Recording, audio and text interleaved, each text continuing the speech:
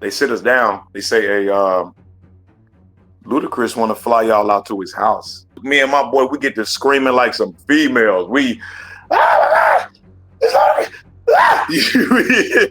I didn't process none of the stuff. I went from one extreme to another extreme, and there is no God. I'm on tour with Ludacris for 5 years. I'm hanging with celebrities. I'm doing shows. I can have any girl I want, all the drugs that I want. I got tour buses, but I don't have God. No one talks about God. I was getting ready to come out. We were eventually about to get ready to put out a big video that never happened. Thank God it didn't happen. I began to change mentally. I would have fits of where like I go into spells of just talking to myself. I'll be doing and I come back like, what the? And then I go right back into it again. I lay back and I hear like laughter. And it's nobody in the house. Now fear is starting to set inside of my heart. And I'm stuck just like this. And now I'm shaking and my terror is growing. I slowly look up just like this. And it's a 9-foot shadow standing over me with a big grin, like super psychotic. The wave of terror that came in my body, I'm trying to say Jesus' name. I say, it disappeared into thin air. Hi, welcome to Touching the Afterlife. Our guest today is Will. Will had a record deal in the hip hop music industry, even touring with Ludacris for 5 years. Find out what it took for this atheist to get out of the music industry. Welcome with me today, Will. How you doing? I'm good. How are you? I am well. I am very well. I got introduced to your channel not too long ago, and it kind of helped bring me back. And when I saw the things that people were talking about, I realized that I had one of those stories too. But it wasn't me dying. I experienced something like waking. I was visited by 3 demons all within the same month. Wow. But Okay.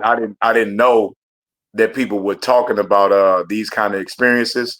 So when I saw your channel, I reached out to a guy named Dominic Morrow, who actually he ended up becoming a close friend of mine, and eventually I reached out to you. God put it on my spirit to reach out to you to tell part of my story.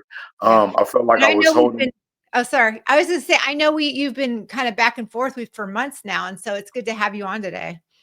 Yeah, it was me wrestling with those demonic spirits and energies trying to stop me from getting out my story about God and my relationship with him and his existence and how he's been dominant in my life and the signs, but I won't sit up here and pretend to be perfect. I still struggle with a lot of things in my flesh, and I believe not just me telling my story, but I believe me being here is part of me conquering that battle and getting people to help me with that battle, because it's a battle that I've struggled with for a very long time. And me asking God for my freedom, I believe this is a part of it right here.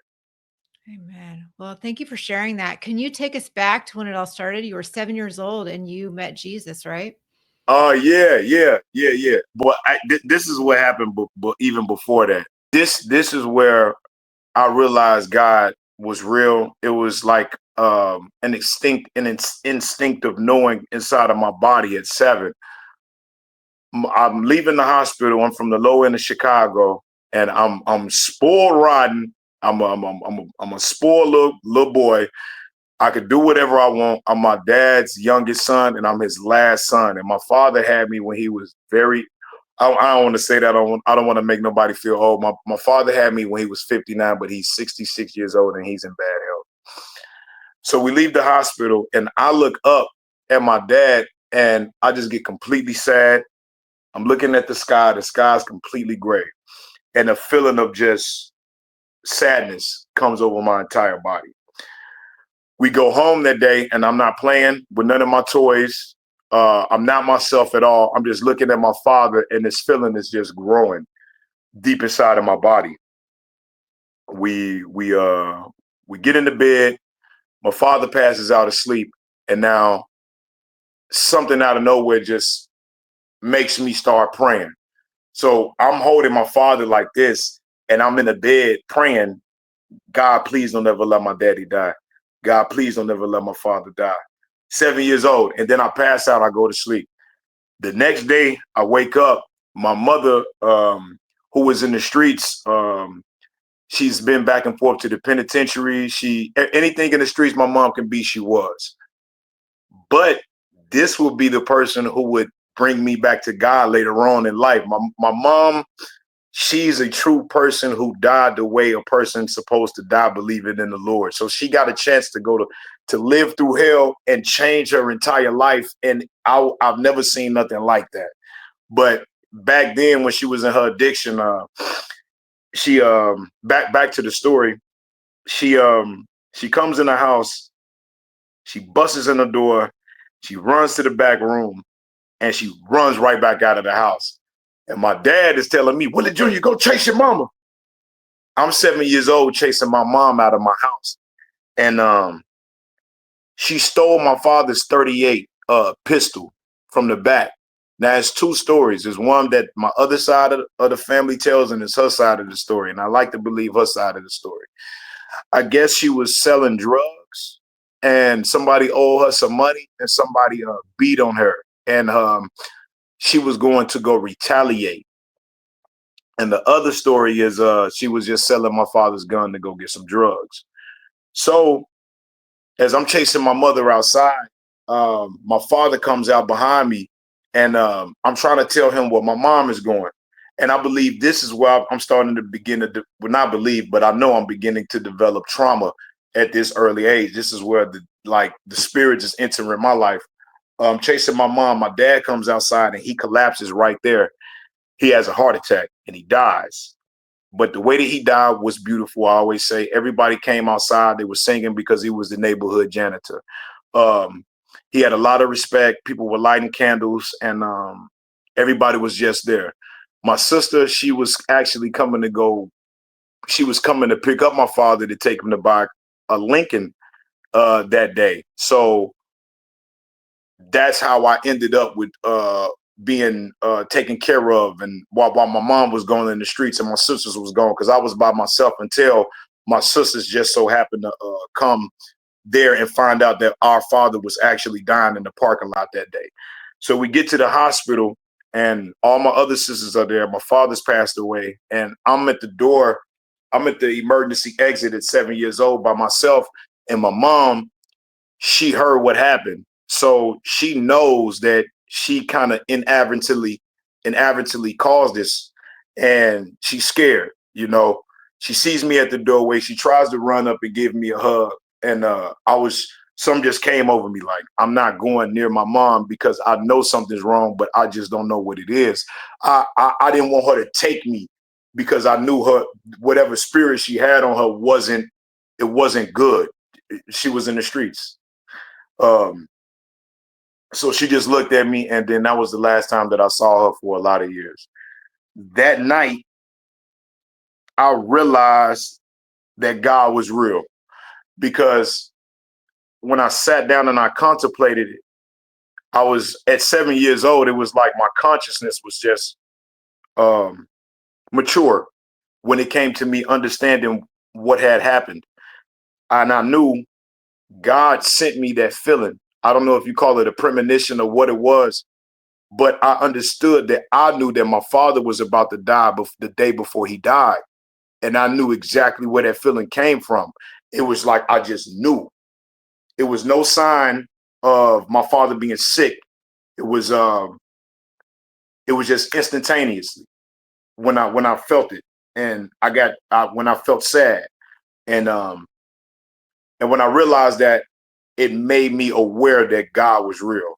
Um, and what's funny is that my brother, I was told that when he found out our father was dying, he began to pray, and God didn't answer his prayer, and that deterred him away from believing in God. But me, a lot of people always ask me, "Oh, why don't you believe in God if you pray for him to live?" And and he didn't answer your prayer. And I already know that God doesn't work like that, the way that we want him to work, just because we asked for something. It just let me know that he was trying to tell me something. So anyway, after my father died, I moved. I go to Pine Bluff, Arkansas, and I'm staying with my brother to spare time and everything. I won't go into every detail, but I'm living with my brother, and my brother who ended up becoming very abusive mentally, emotionally, physically. I had a dream about Jesus Christ, and in the dream, this is at 7 years old still. This is seven. Jesus is coming out of the sky, and I'm looking up in the sky, and I'm like, it's Jesus. The sun is out. He's descending very slowly. I can't see his skin. I cannot see his face, but I know it's Jesus. Halfway between the sky and the earth, the dream turns into an entire thunderstorm, and just it gets real dark, and I got a true feeling of fear inside of the dream. And now, even though I can't see Jesus's face, I know he's frowning upon me. So when he gets down to the earth, he tries to knock my head off. And I always say, I believe in Jesus, and I don't believe Jesus is soft. I believe he's a real strong man. You know what I'm saying? I believe Jesus probably would go upside their head if they was doing wrong. And but in that dream, Jesus takes a swing at me. He's trying to knock my head off. And I'm thinking, like, I'm fighting Jesus Christ in his dream at 7 years old. So look, throughout my life, I would jump from other religions. I would practice witchcraft, not knowingly, but I'm worshiping crystals. I'm going to men for psychology. I'm going to men for to fix. I'm going to men trying to use psychology to fix spiritual issues that cannot be fixed with the level of thinking, that doesn't even compare to the power of praying. Like, anyway, I'm trying to use every man-made method to fix me, because I've separated from God completely, and the reason that I separated from God completely is because the truth of the matter is I did not want to be held accountable for my actions on earth. I know why I wasn't reading the Bible. I know why I didn't want to believe in Jesus, and I believe a lot of people um, has that same issue deep down. We don't want to be held accountable for on the spiritual plane for what we done in the physical realm later. That's good. So what God showed me, the reason why I was fighting Jesus Christ in that dream. So I would jump through many religions, many different ways of worshiping. And my mom would always say, your life is not going to go correct until you take yourself off of the pedestal and put Jesus Christ on the pedestal. One day, God just sent it to me. He said, Jesus was not fighting you, but you would spend your entire life fighting against Jesus Christ. That's why I sent you that dream when you were 7. And that's exactly what I did until last year. I would always fight against Jesus Christ. Even when I was reading the Bible, I was reading the Bible to find contradictions. And I realized to my own, without any help, the Bible was alive. And this is how I found out the Bible was a living book, is because whatever I was looking for in the Bible, whatever intentions that I had, it was shown to me. If I was looking for contradiction and things not to make sense, it was shown to me. But whenever I went into the Bible and I was like, hey, yo, big Jesus, show me something that's going to change me. I don't care if it's the King James version or how it's written. I completely understood it, and I felt it in my soul. So that's how I know the Bible is a living book, and that's what that dream was when I was 7 years old. That God was going to tell me that I would live a long time fighting against believing in Jesus Christ, and that was probably one of the biggest battles I had. Wow. So from there, Will, take us down the road you went on. You got into music. Oh yeah, just so I got into music actually through through trauma. I'm not gonna make it very long. Let me just okay breathe. So I lived with my brother after my father's death, and my brother was abusive. God bless his soul. We come from a line of generational curses. He was an alcoholic, um, and I just went through some traumatic stuff with him. Um, God, please have mercy on my brother's soul. Um, I began to own my creativity there, out of my trauma, out of my loneliness, out of dealing with abuse, out of my separation. I'm dealing with all these unprocessed feelings because I lose my mother and my father in the same day, and I'm jumping from home to home, and I don't even know what's going on inside of me internally. So I begin to close off, and I wasn't raised like everybody else. I was raised by alcoholic Vietnam veteran. My brother's much older than me, so I kind of grew up in fear. Like when he comes home, I'm trembling. Um, a lot of stuff that happened. But anyway, the music came from drawing. At first I would draw, but then I began to write. And when I began to write, it was more reality based. It was more on my feelings and my emotions about the things that I was going through. And I would go to school and I would rap some of these verses, and everybody would notice that my lyrics were a bit different than everyone else's because they were poignant. They were from the heart, and they were like about reality and the things that I was going through. So after about 7 years of living through the abuse with my brother, um, my testosterone started to come. I grew tired of him putting his hands on me, and we have a fight. He comes home one day. Um, I don't know if he was drunk or not, but you could tell that I just mentally checked out. He comes in the back. He's arguing about me going into some food when he cooked some food, and I just opened up something else to eat. And I told him to get out of my room, but I called him a very, very vulgar name after that. And I was just mentally gone. And then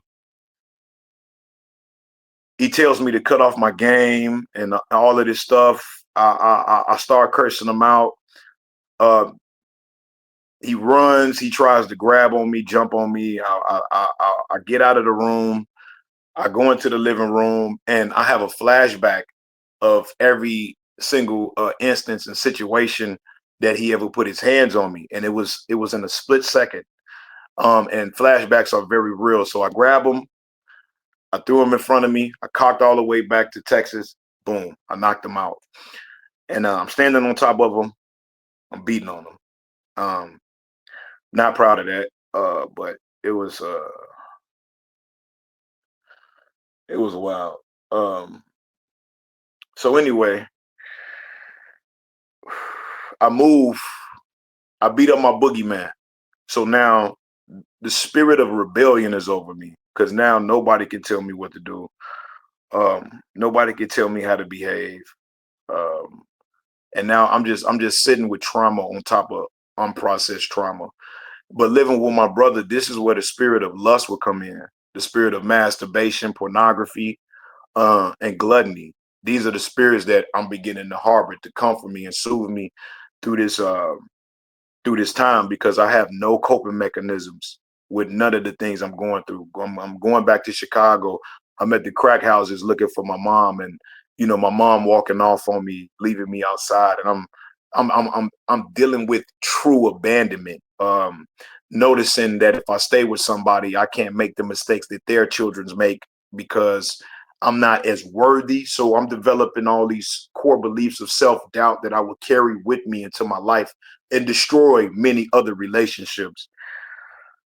I come back to Chicago after living with my brother. I stay with my sister. I get kicked out for being a kid, being a boy, being a boy. It wasn't bad, but I was being a boy. Um, I move. I stay with my grandma. No, I stay with my sister. I get expelled from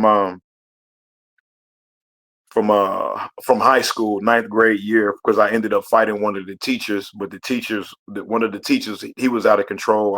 I was defending myself. I was still writing. I was still making music, and I would meet the people that I would end up getting my record deal with Ludacris when I moved with my sister. So I was still writing. I got expelled from school. I went to uh, I went to go stay with my grandma. Whole entire school year, I'm doing terrible. But I will fall in love with the rapper Tupac Shakur, and I'm listening to him. I'm listening to him at the age of 15, and Tupac Shakur was the only person that ever made me feel like I had somebody with me on the planet. Like his music would just touch my soul, and I wanted to write like that guy because it was worldly, it was from the heart, and I don't mean worldly as in mundane, talking about material. It was like real. It was spiritual, and I felt like I wasn't alone. So I stay with my grandma. I'm still writing. I go to boot camp. I go to military school. I graduate, and I'm getting ready to go to the Marines. That was my goal. Um, so graduation day, my mom, as soon as I get off the bus, she asks me. Now she's still in her addiction, so I don't want nobody to develop this view of her like she's no, we went through everything so we can have the relationship we had when she died. Because I've never seen somebody go through what my mom has gone through and die the person she was. She died, uh, I believe, the way God wanted a person to live. A job well done. And she would, when she got sober, she would call me every single day. She was a true prayer warrior the way that she died. um Called me every morning when she got sober, and everybody else and every friend she had, 5 in the morning every single day. She had times when she prayed, and she knew that Bible front to back, and when she died, that's the book that I got from her, because my sisters know that I needed that book from her. She she knew that Bible. She knew that book, and she lived one way when she died, and that was close with God. She cut off men, everything, and just stayed with the Lord. Now going back to me graduating from boot camp, I get off the bus and I'm getting ready to tell my mother that I'm about to get ready to go to the Marines. And before I open my mouth, the first thing that she says is, "Can you go to the Army, son? Because I don't know what to do with you." And it was just like, boom, that was like the last straw. It broke my heart. I was like, you know what? Forget the Marines. Any plans that I had is over with. I'm finna do what I want to do. I don't care no more. But I kept making music and I kept writing. So when I got back, I didn't live with my mom.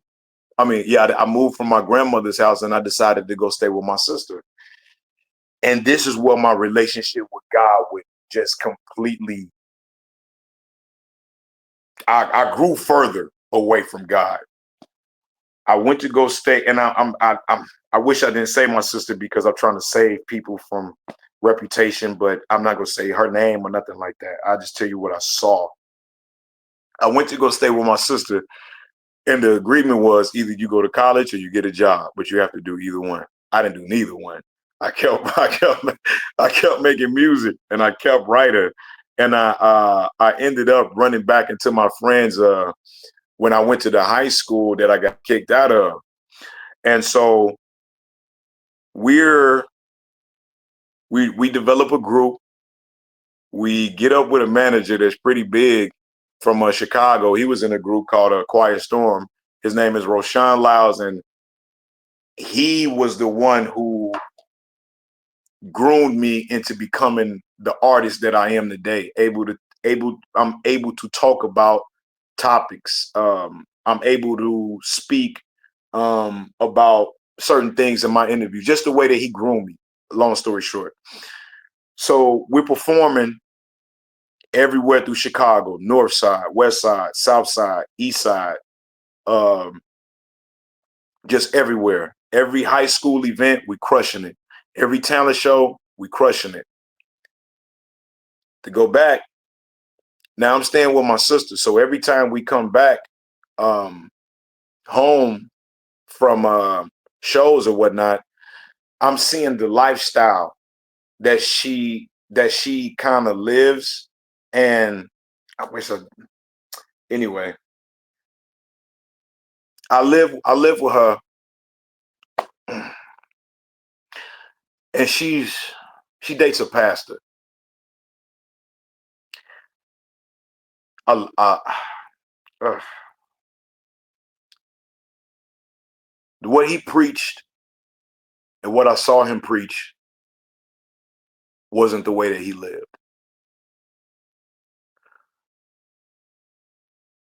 I'll keep it at that. And when I saw that,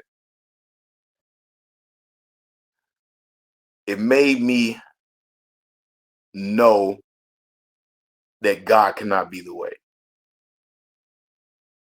because I saw the contradictions. I saw the man, but I didn't see the word. I didn't know. Nobody ever really came to me with the truth. Um, and that was the leading person that was supposed to be telling and living the truth. And what I saw, it just completely separated me from God entirely.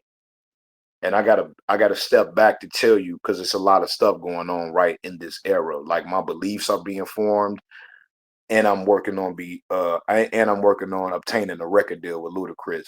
All There's a lot of stuff going on. So um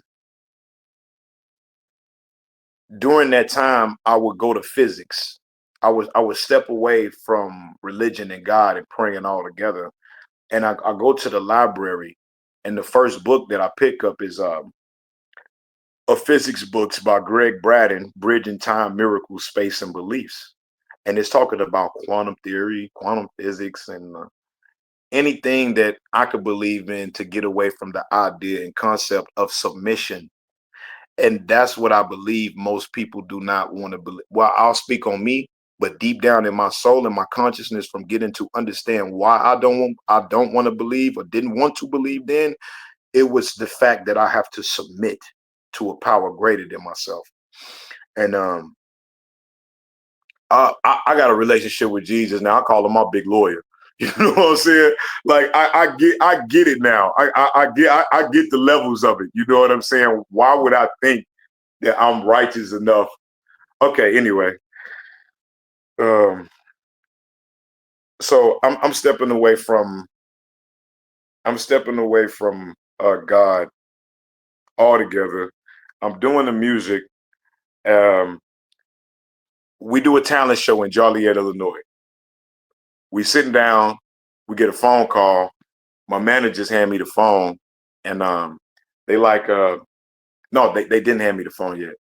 They sit us down, they say, hey, Ludacris wanna fly y'all out to his house. I'm not believing it. My boy not believing it. We done heard his story so many times. We like, yeah, whatever. Let me get some pancakes and some sausages, please. What you want? They like, nah, bro.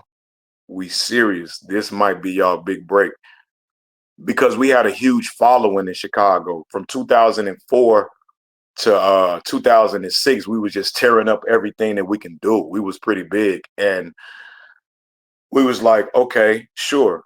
We get on a phone call with a guy, and he's like, yeah, Ludacris want to fly y'all out here. We go send y'all some plane tickets and get y'all out here by next week. We like, okay, yeah, whatever. So we leave, we go home, we wake up the next day, and then it's a plane ticket in my email for Atlanta, Georgia. Now, my family has been through all of this music stuff with me. You know, they've been to my shows, they've been downtown to the studios and all of that. So I tell them, that we about to get ready to go to Atlanta to see what's going on. Our CD ended up getting into Ludacris's hands because my manager brought on another manager who actually was uh who had a cousin who was married to a guy who knew Ludacris. So our CD went from point A, point B to boom, being in his hands. So we get to Atlanta, Georgia. We driving for about an hour. We get to this big street. It's deep off in the woods. We pull up to these big old black gates. Boop, boop, boop, boop. And the guy, he lets his windows down and he says, "Hey, yo, Chris, I got the boys with me." That's Ludacris. He's like, "All right, let them through." Man, me and my boy, we get to screaming like some females. We, ah, ah, we going crazy. And then we open up, the gates open up, and then we go down the driveway, and it's a 2-story mansion. It's a pretty big mansion, whatever it is. His sign is in the street. His record company statues in the yard, all of that type of stuff. We go around through the back. We get out the car. We go in the house, and Ludacris is in the kitchen making a peanut butter and jelly sandwich like it ain't nothing. So that's kind of not that's it. That's like where everything started. That's where my lust began to grow. That's where my alcohol addiction will begin to grow. My drug addictions will begin to grow.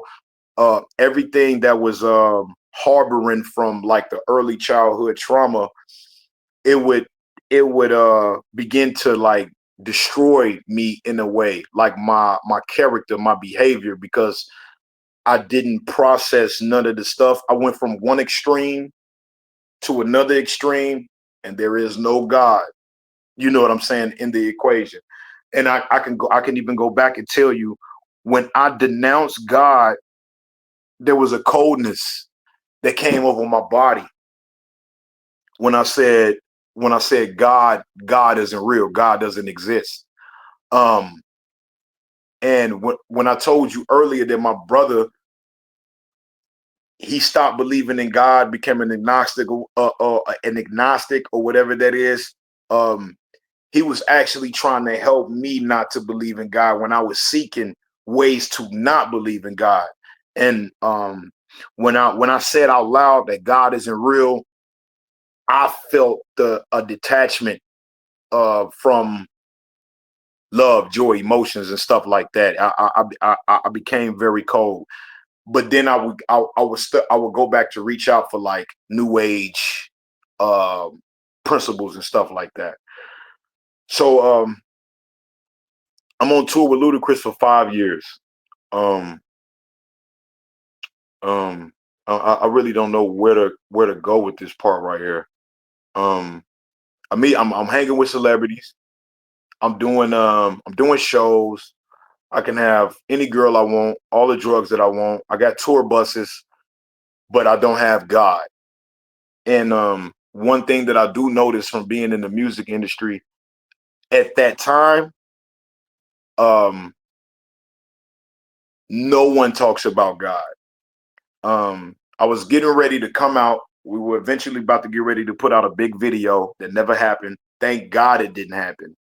You see all the wicked stuff that's coming out now about the music industry, and God works in mysterious ways. And at the time, I was it destroyed me that we didn't come out and we walked away from our record deal. So I'm gonna make a long story short about that too, because it can that's I could talk about that for days about being in the music industry.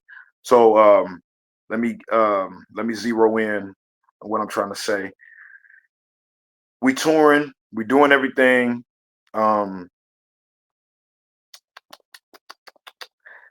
Things are not going well after about 2 3 years. Um, things started to slow up around the fourth and the fifth year.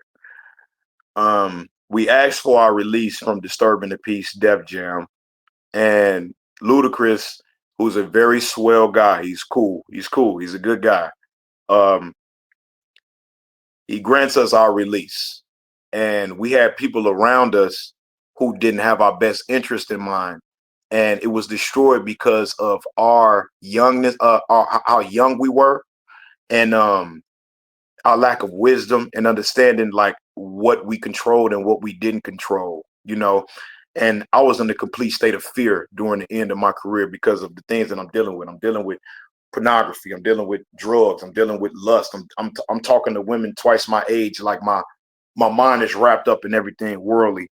And so we end up walking away from the record deal after about 4 or 5 years. And now this is where the real trauma begins to set in.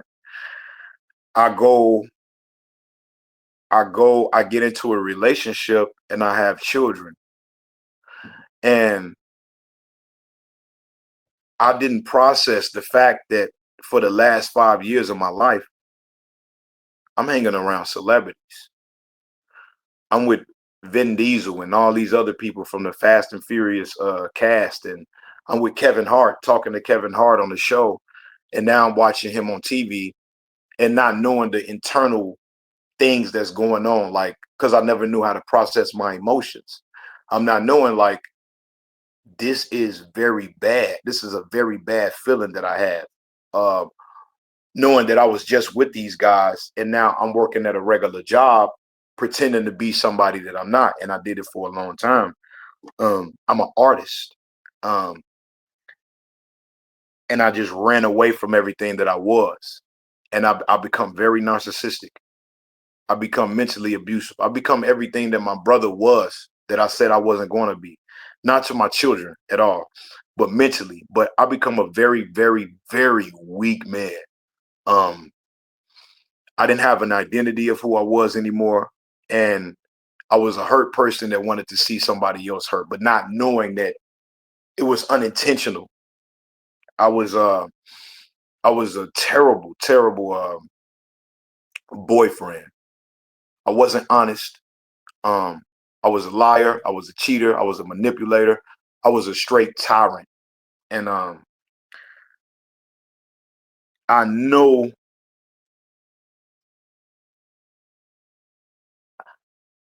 I know that I didn't want to be in a relationship, but after I had my children, I knew I had to stay for my children.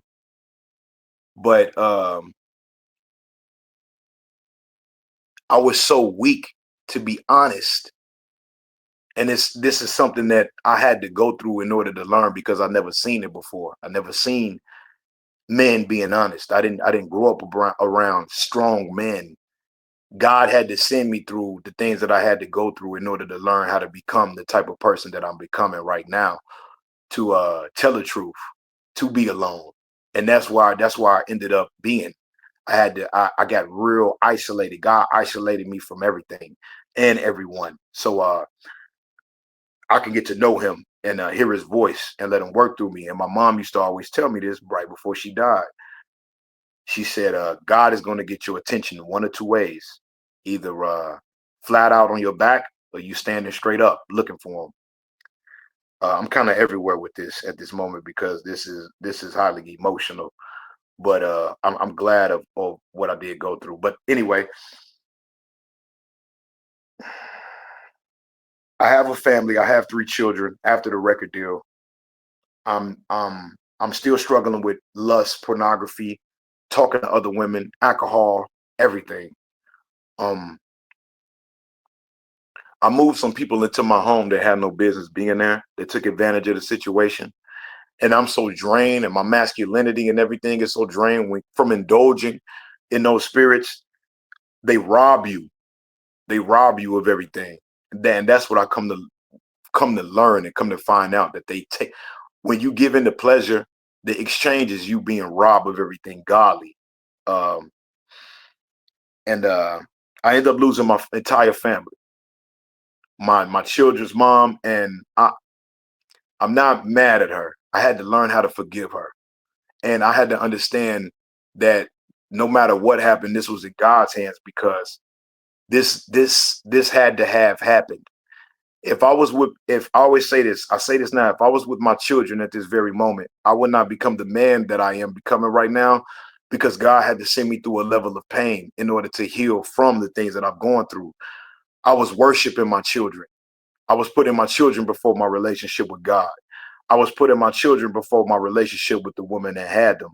I didn't have order in my life, and I was trauma bonding with my children.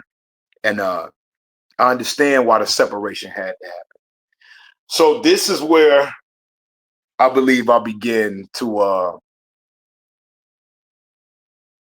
go downhill, though it did go downhill. So after I moved these people inside of my home, we have a big fight. Everybody goes their separate way. Uh, Me and my children's mom, we split up. We have a big fight. She takes the children from me, and I go straight into my alcoholism even more. I'm drinking. My behavior is totally irrational. I go from I quit my job, um, thinking that I could get back in the music industry. Like my brain is so wired, I'm trying to hop back on the train that's long gone. And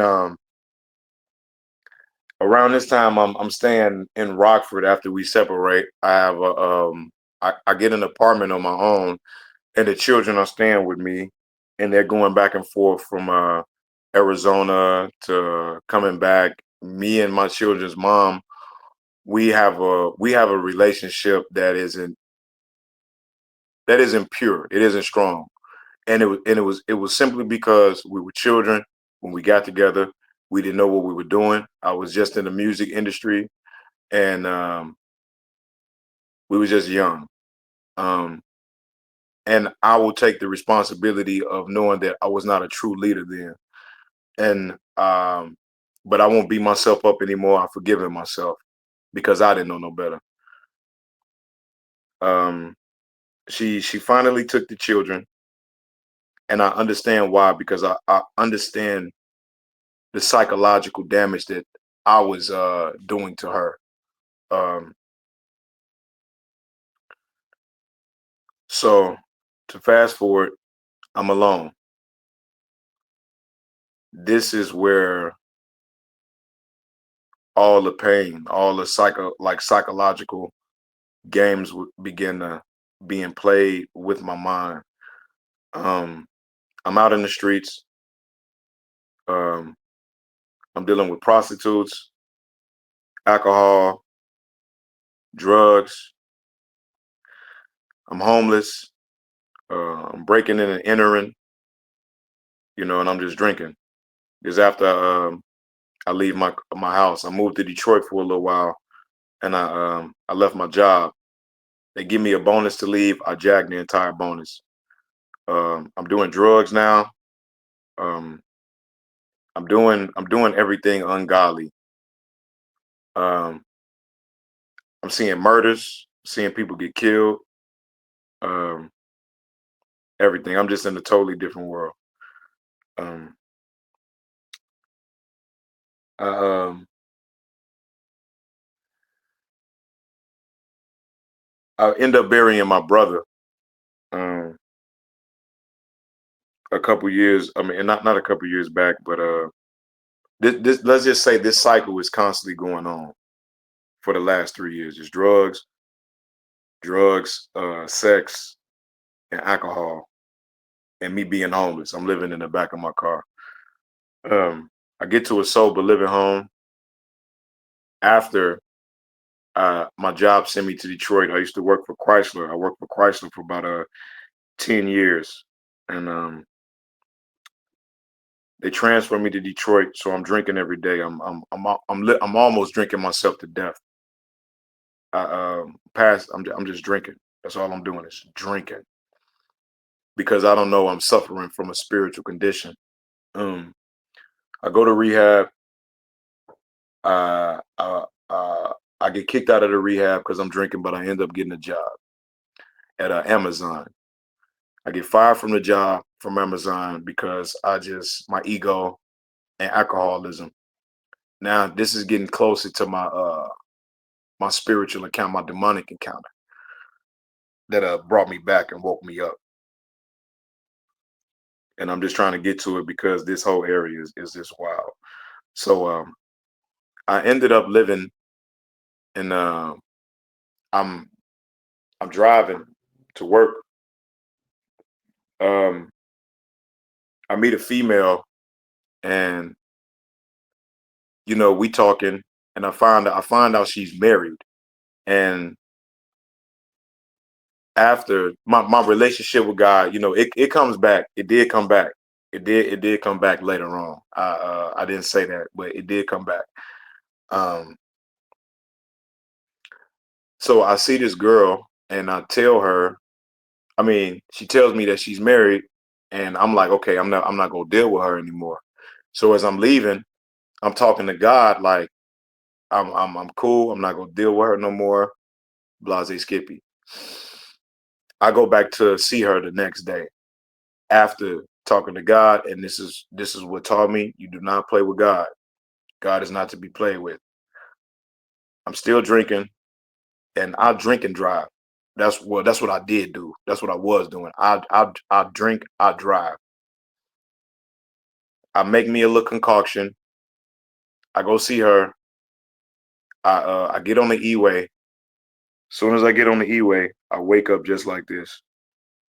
I look to my right. The police is all right there.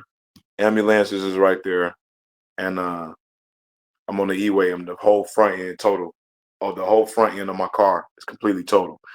I don't have a seatbelt on, nothing. But what I did have was years and years and years and years of my mother praying for me. Um, she used to always say this. The only thing I had was her obituary and the on the dashboard. And she used to always pray this: God, dispatch your appointed angels for my son to and from his destination, help him return safely to and like every time I go, every time I leave somewhere. So I believe my mother prayers is what saved my life, not of my own doing, but her strong relationship with God is what saved my life. So I crashed my truck. I, I'm still thinking about me not being with my children and the people that I moved inside of my home that took advantage of the situation and completely destroyed. That helped. They helped destroy my family, because it wasn't until that me looking out for somebody else. Um, it wasn't until that point where I didn't have my family anymore, and so I'm thinking about harming them. This is where the what began the process of the spirit of me having my a spiritual encounter, my demonic encounter. I'm thinking about murder. I'm thinking about violence, and I'm planning everything out to go hurt everybody that took my children away, or and to go hurt everybody that was involved, and everybody that ever talked to me in a negative way when I was down and out. And I planned it so well that I believed in my heart the devil was going to allow me to get away with it, because how it just seemed different the way that I was planning to go hurt everybody. And with that level of violence in my heart, I began to change mentally. And I would have fits of where like I go into spells of just talking to myself, like just straight chatter. I'll be doing, and I come back like, what the, and then I go right back into it again. Just heat, just anger, rage, wrath, like pure wrath. I begin to harbor that. And I after I have my car wreck, I get stuck in a hotel for a couple months. After being in the hotel, I'm still in Joliet. I I ended up reaching out to a friend because I needed a place to stay because I lost my job and I didn't have nowhere to go. So I'm staying there, and this is where I would have my demonic encounters. I'm drinking every day. I'm still struggling with lust, um, fantasy, flesh, everything, and I'm still dealing with wrath every day. But I get the address to where some of the people live who I moved inside of my house right when I crashed my truck. So in my soul, it made me feel like God was giving me time before I made a decision to go ruin somebody else's lives, my children's lives, or my life. Um, so I I'm gonna fast forward. The last month I started feeling real different. This wrath was waking me up out of my sleep. Like I'll wake up and my body be completely hot. And these people will all be on my mind. I I tried to go to sleep. I started trying to go to sleep. I lay back and I heard like laughter. And it's nobody in the house. Now fear is starting to set inside of my heart. I'll try to lay back down again and I hear laughter again. I cut the lights on, but I'm not putting two and two together. So one night, this is when I would have my first demonic encounter. I I lay down just like this. I wake up, but before I wake up, I feel a wave of terror like over my body. And I could feel it all through here. And I could feel it all around me. And then I try to sit up and I open my eyes. But when I open my eyes, it's like a dark vibration and I'm stuck just like this. And now I'm shaking and my terror is growing. And you know when they say gnashing the teeth, I don't know if it's this, but my teeth would clench like this, like tight, and I couldn't open my mouth. And I'm stuck and I'm shaking. And I slowly look up just like this. And I barely could take a deep breath. It's a 9-foot shadow standing over me with a big grin, like super psychotic, standing over me. Very skinny, body razor sharp all around, just hovering over me. So the wave of terror that came in my body, the only thing that I knew to do, that instinctively taught me what to do, I'm trying to say Jesus' name. That's the first thing that I could think of. I say G, G, G. As soon as I say G's, it disappeared into thin air. I was unlocked immediately. My body was unlocked. I go cut every light on in the house. And I'm just breathing. I know what I just saw.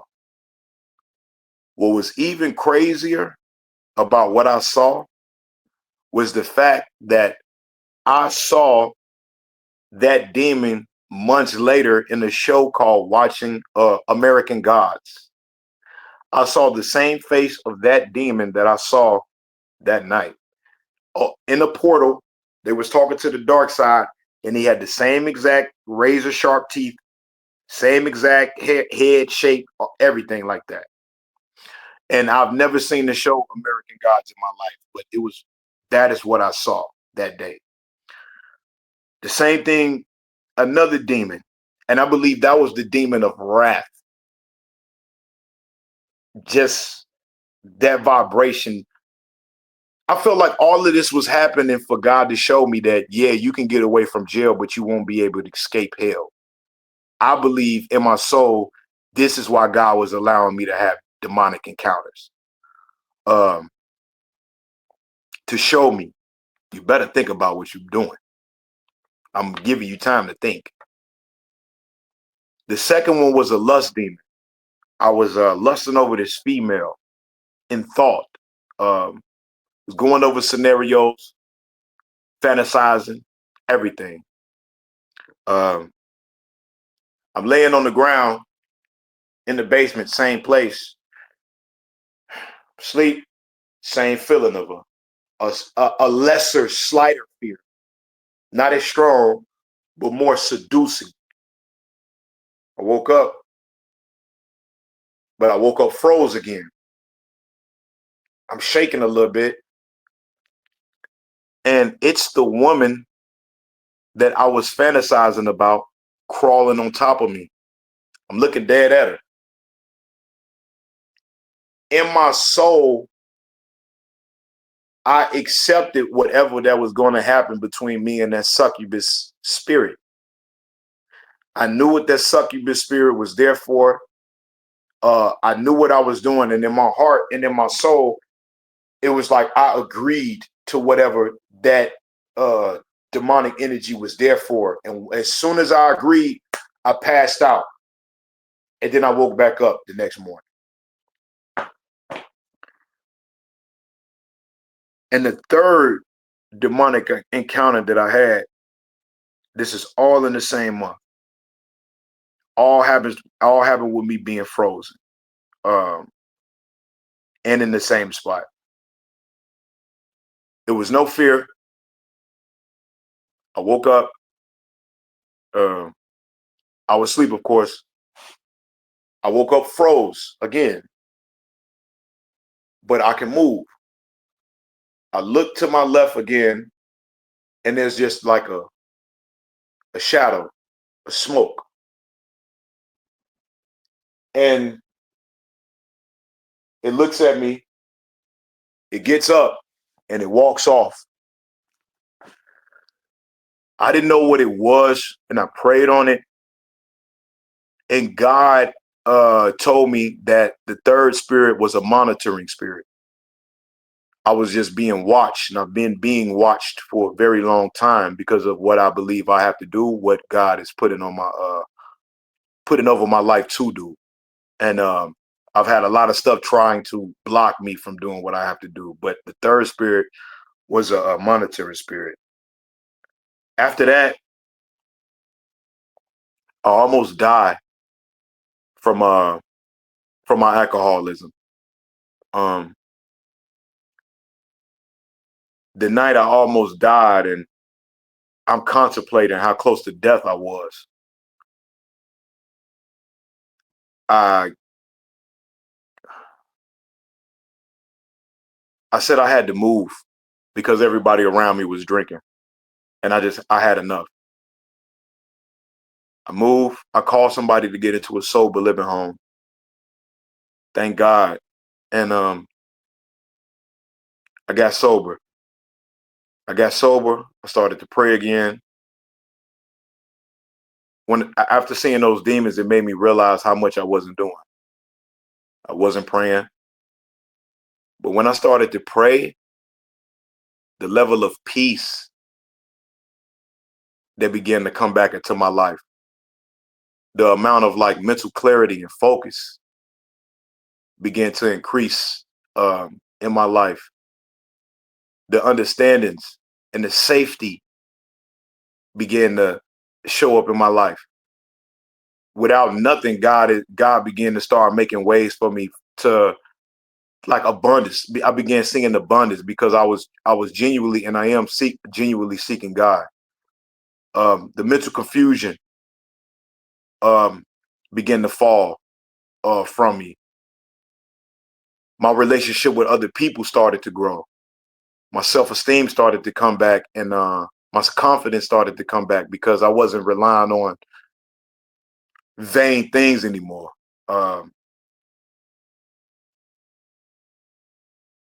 He put me back in touch with the people I needed to be in contact with when it came to music and business. Um,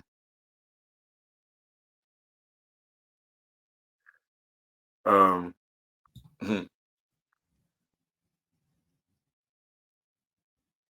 I could just tell that once I genuinely started going back to God, he brought a level of peace into my life that I Mm. have now that I didn't have, to let me know this is where I need to be and this is where I needed to stay.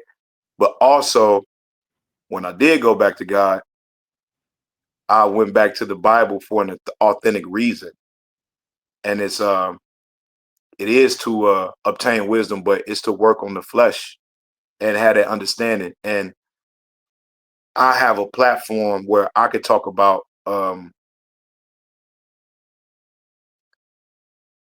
things that Jesus is showing me, and like my relationship with God. Like I always tell people, um, everybody's relationship with God and Jesus is not the same. When my relationship with Jesus, he like a big homie to me, but I respect him at the same time too. Like, cause I'm kind of tough and I've been around tough things, and I know Jesus is a tough man. He's not what you everybody else trying to. Okay, look, my people from the hood. Okay, so they got a concept that Jesus can't relate to them when Jesus can go anywhere in the world and relate to anybody. He can understand the criminal. He can understand the prostitute. He can understand every single body, you know. And so I think yeah, I love that. He does. He speaks to us right where you need and who he is to you. And, I think about in the Bible, it talks about he chastens the ones he loves. He loves you that much. And I think about when you were, 7 and you had that vision and he was, would you say smacking you upside the head? yeah, like come because on, man, wake up. Yeah, because he knew that, he knows your whole life from beginning to end. He knew all that you were going to go through. He knew that you were going to be enslaved to these demonic strongholds, and so he needed to use those demonic attacks. The devil overplayed his hand because he brought you back through that. he did. He did. And now I'm at a point where if I don't pray, I used Mm. to have long spiritual gaps. Like if I were to pray and read the Bible, I could go months not recognizing that I'm not talking to God on a day-to-day basis. But Mhm. now if I go a day or 2 days without praying and talking to God, I could feel a disruption in my soul, and I don't feel safe and I don't feel secure. And I'm glad that I feel that now, because that lets me know that my relationship is much more tighter than what it was with Jesus and God. It sounded like you were all in the world. You said you at one point you denounced God and you felt a coldness come over you. And then that's when you really went into the world. But was that just like a fleeting time for you? It felt good in the moment, but that's how the enemy works. And then it just took you out. Uh, yeah, I mean that was the beginning of it. When I completely denounced God, the enemy gave me everything that I needed to walk away further from God, and it was more of the world. But even with my record deal, I always say that it was a blessing that I didn't get a chance to become a celebrity, because I believe that would have made concrete my separation from God. See, God showed me what was out there. He showed me the lifestyle, or the devil showed me the lifestyle, showed me everything that I could desire, anything that I could want. And I had a lot of it, yeah, I had a lot of it. But then I believe God intervened, took it all away, and broke me down literally to nothing. And the only way that I could survive and be here today without being crazy, without being locked up, is the love from God. To be able to finally understand what my situation was for, um, and what I can do with the past experience of actually being in the music industry and seeing the things that I've seen. Now, I don't idol worship celebrities. I don't care about the money. Um, I don't put nobody else on the pedestal. I stand on my own, and I know how to stand alone now. It's nothing for me to separate from ungodly people. I don't have to talk to you just because you think you're somebody. I know who my king is and I know who I worship. And that's what gives me my power now. And it doesn't come through me. So now I'm telling my story, and I know it's not about me anymore. It's about what's God using me for to bring into the world now. And that's what my second coming back to the music industry is about. Mm. I think about you live in true freedom, and Galatians 5:1 says it's for freedom that Christ has set you free. Stand firm and do not let yourselves be burdened again by a yoke of slavery. You are free. And what are you doing now in the music industry? Right now, I'm just developing content and I'm talking about my past experiences. I'm recreating and becoming a content creator, but I'm informing people on the life that I had when I was in addiction. But I'm also inspiring. I box as well, and I show clips of me talking while I'm boxing to inspire others and just lift people up. So I'm using my music and I'm using my passions and the wisdom from God to just inspire people. All for his glory. I love it. Amen. Can you pray, Will, whatever's on your heart, maybe for any of our audience today? Okay. Yeah. All right. Heavenly Father, thank you for keeping us alive another day. Mm, Um, Help us to understand that the kingdom of God is within us, and mm. through Christ, all things are possible.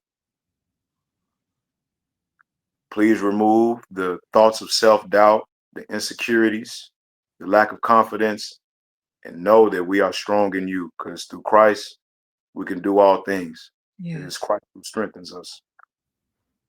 God grant us the serenity to accept the things that we cannot change, the courage to change the things that we can, and the wisdom to know the difference. Mm. Amen. Amen. God bless you. Bless you too, sister.